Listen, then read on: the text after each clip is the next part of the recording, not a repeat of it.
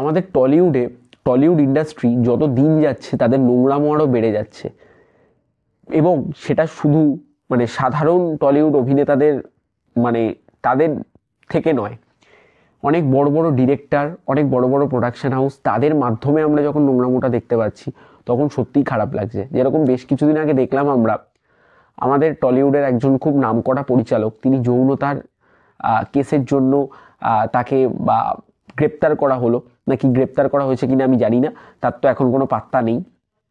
ঠিক তেমনি এই দোষ এই ছোট্ট ছোট্ট ছোট্ট ছোট্ট কারণ থেকে একটা বড় কারণ যখন হয়ে যায় তখন সত্যিই খারাপ লাগে। আজকে যে ব্যাপারটা নিয়ে আমি কথা বলবো সেটা হচ্ছে ঋষভ বসু, আমাদের টলিউডের একজন খুব নামকরা অভিনেতা। তার ছোট ছোট কাজ দিয়ে সে প্রথম শুরু করেছিল এবং এখন সে একজন খুব পপুলার অ্যাক্টর। তো ঋষভ বসুর একটি কাজ এসছে, যে কাজটা হচ্ছে যদি এমন হতো, সেই সিনেমাটা এসছে। যে সিনেমাটাতে মুখ্য চরিত্রে অভিনয় করেছিলেন শন, দিতিপ্রিয়া এবং ঋষভ। যে ছবিটার রিভিউ আমি করেছি, এবং সেই রিভিউর সময় আমি একটা জিনিস বলিনি, কারণ ওটা আমি শিওর ছিলাম না যে ঋষভদার যে ভয়েস, সেই ঋষভদার ভয়েসটা কিন্তু ঋষভদার নয়, ওটা ডাবিং কিন্তু করেছিলেন অন্য আরেকজন টলিউডের অভিনেতা। তার নাম আমি বললাম না, তবে তার নাম আমি জানি, সে করেছিলেন। এবং আমি সিনেমা হল থেকেই সেটা ভীষণ বেমানান লাগছিল শুনতে। আমি সেটা রিভিউতে বলিনি, কারণ আমি হয়তো জানতাম ঋষভদার সাথে হয়তো এরকমই কিছু কথোপকথন হয়ে গেছে, আমি তাই জন্য বলিনি। কিন্তু আমি যখন কালকে ঋষভদার পোস্ট এবং আজকে আমি যখন ঋষভদার পোস্ট আমি যখন দেখলাম, সেখানে ঋষভদা বেশ কিছু জায়গায় বলছে তার সাথে কোনো কথোপকথনই করা হয়নি, তার সাথে কোনো এসকে মুভিজ তার সাথে কিছু এই নিয়ে মিটিংই করেনি যে তার ভয়েস রাখবে কি রাখবে না। এবং ঋষভদা নিজে যখন সে প্রিমিয়ারে যখন ছবিটা দেখে, এবং তার ঋষভদার একটা ঋষভদার প্রোফাইলে যদি তোমরা যাও, সেখানে বিভিন্ন চ্যাটস এবং বিভিন্ন ইনস্টাগ্রাম চ্যাটস এবং হোয়াটসঅ্যাপ চ্যাটসের বিভিন্ন মেসেজ ঋষভদা দিয়ে রেখেছে, যে মেসেজগুলো তে তাকে বলছে যে তার গলাটা কিন্তু ঠিক শোনাচ্ছে না। এটার উত্তরে ঋষভদা বলছে যে ঋষভদা নিজেও জানতো না, এবং ঋষভদা বলতে বাধ্য হচ্ছে রিপ টলিউড। এবং কতটা দুঃখ হলে একজন অভিনেতা এরকম ভাবে তার নিজের ইন্ডাস্ট্রিকেই বলতে পারে রিপ টলিউড বলতে পারে, সেটা একটা সত্যি খুব দুঃখ। এবং এইটা যে আজকে শুধু হচ্ছে এমন কিন্তু কিছু নয়, এইটা আমরা হয়তো নতুন দেখছি, এটা কিন্তু বহুদিন ধরে হয়ে যাচ্ছে। এবং এই দোষটা কিন্তু কোনো শন বা দিতিপ্রিয়ার নয়, আমি কিন্তু ওদেরকে কিছু বলে লাভ নেই, এইটা পুরোপুরি এসকে মুভিজের। এরপর আমি এসকে মুভিজের পাশে দাঁড়াবো কিনা এই নোংরামোটা শোনার পর, এই নোংরামোটা দেখার পর আমি এসকে মুভিজের পাশে দাঁড়াবো কিনা, তার জন্য কিন্তু একটা বিশাল বিশাল বড় কোশ্চেন মার্ক, বিশাল বড়। এরকম নোংরামো কিন্তু আমি সহ্য করব না, আর কোনোদিন করিও নি। ঋষভদার তো কোনো প্রবলেম হয়নি, ঋষভদা তো নিজে বলছেন যে আমি জানতামই না। ঋষভদা যখন প্রিমিয়ারে ছবিটা দেখে, ঋষভদা ঋষভদা বলছে আমি জানতামই না।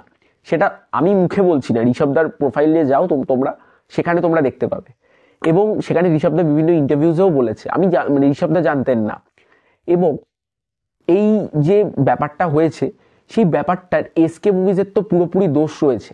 এবং আমার আরেকটা জিনিস ভয় লাগছে, ঋষভদার এসকে মুভিজের সঙ্গে আরো দুটো রিলিজ আছে, আরো দুটো সম্ভবত একটা রিলিজ আছে। তো এই যে এই ছবিটাতে ঋষভদার গলাটাকে আবার পাল্টে দেবে না তো? এগুলো কি অসভ্যতা গো।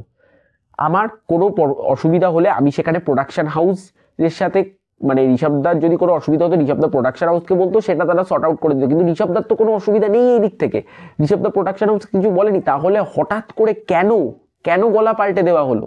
এটা একটা বিশাল বড় প্রশ্ন, যে কেন গলা পাল্টে দেওয়া হলো। তার গলা কি খুব খারাপ? একদমই নয়। সে যদি তার গলা যদি খারাপ থাকতো, তাহলে তো সে এরকম ভাবে কাজ করতে পারতো না।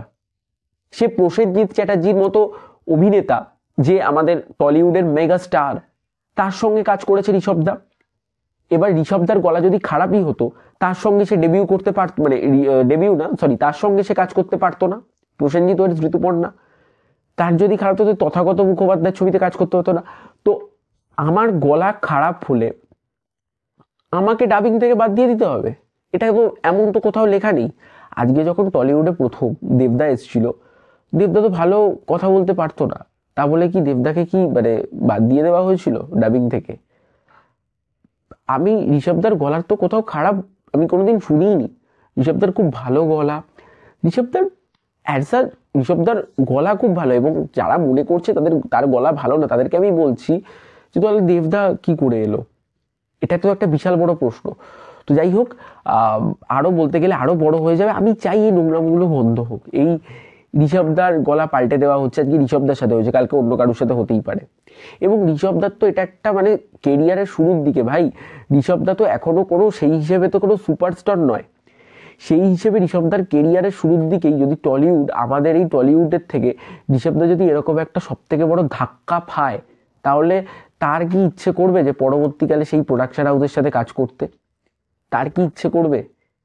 বা তার কি ইচ্ছে করবে আরো বড় কাজ করতে? তার কি একটা ভয় লাগবে না যে গলা মানে যদি পাল্টে দেয়?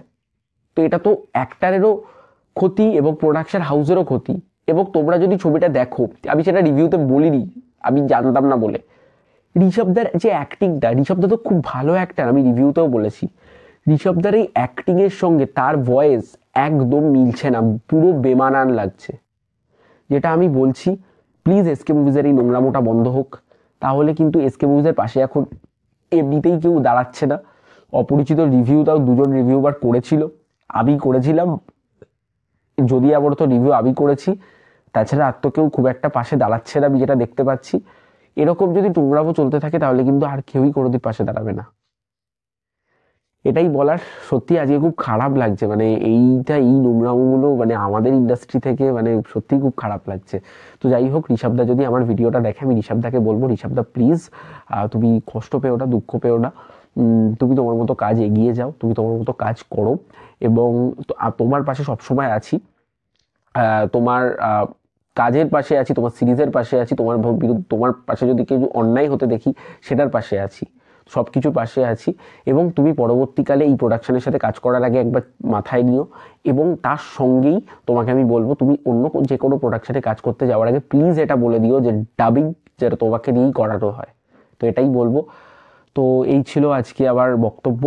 তো যাদের ভালো লেগেছে লাইক করো, কমেন্ট করে জানিও, আর যেটা যত পরিমাণে পারবে একটু শেয়ার করো, কারণ এটা প্রোডাকশন হাউসের কাছে পৌঁছানো দরকার। এবং চ্যানেল সাবস্ক্রাইব করে পাশে বেল আইকনটি ক্লিক করা। এরপরে চলে দেখা হচ্ছে নেক্সট ভিডিও, ততক্ষণ সবাই ভালো থেকো, বাই বাই।